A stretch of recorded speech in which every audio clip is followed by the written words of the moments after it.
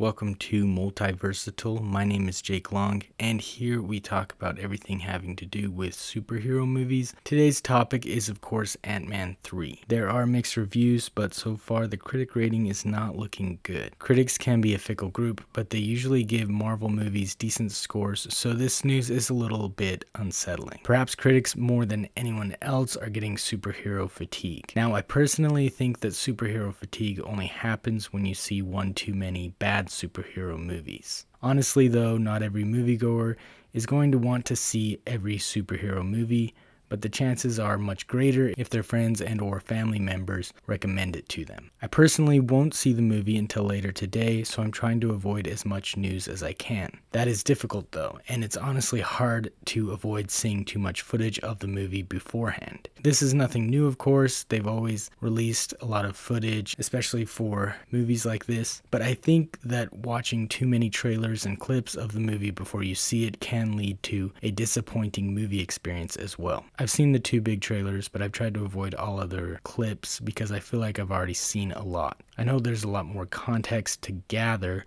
but it seems like it would be more fun to see these clips for the first time in the movie itself. I understand the desire to see as many clips as you can though. There have been a few negative things said so far, but I think I'll focus on the positive ones for this video. One of the positives is that people think Kang as a villain and overall character is great, and they enjoy Jonathan Majors' performance, of course. It sounds like all of the performances were good, but his stood out. And that makes sense because an intriguing villain with a good actor portraying them always stands out. It's hard to find a good villain these days.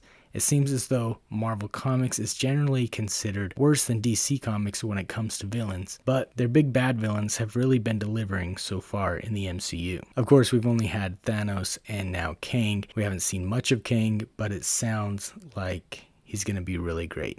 Of course, Thanos' motivations were changed from the comics to make him a little more intriguing. On a side note, I think that's been a strong suit for Marvel movies. They usually make the right changes from the comics. Hopefully, Antman and the Wasp Quantumania continues that pattern. Anyway though, I think we're all excited to see Kang in this movie, and it sounds like he will hint at a promising future for upcoming Marvel movies, which incites the question, when are we going to see Kang again? I haven't seen this movie, and I'm already hoping that Kang pops up before Avengers Kang Dynasty and Avengers Secret Wars. It does sound like he'll be popping up in Loki Season 2, but while we wait for that, I'm looking forward to seeing how this Kang operates. I'm guessing that we will see a little bit of the TVA as well in this movie. Another thing I'm excited for as well is Paul Rudd as Ant-Man, as always. And all of the actors really, but especially those on the Ant-Man team. I think they have a good dynamic, and it looks like Catherine Newton will fit in well. Anyway though, I'm worried most that we won't see Michael Peña's character Luis or his friends at all. I think it would have been great to see them in the quantum realm, and maybe they will end up there as well at some point. Hopefully Luis is at least the one to get them out of there, but I have my doubts. The last thing that I'm really excited to see is the quantum realm itself. At least one review that I heard about said this movie is like the Star Wars of Marvel movies, and I'm paraphrasing, and that makes sense to me because there is a whole universe down there in the quantum realm. But I always thought Guardians of the Galaxy was the Star Wars of Marvel movies. Either way, that comparison makes Ant-Man 3 sound spectacular. And that is all for me today. If you want to see more similar videos, click that subscribe button, and if you like the video, please click that thumbs up. Also, if you're looking for more superhero related videos, be sure to check out the channels Total Blast and Brandon Michael. Those are two of the many channels that I like to watch. They have many interesting thoughts and opinions that I think you would enjoy if you've made it this far in this video. And they didn't tell me to say that. They probably don't even know that I exist.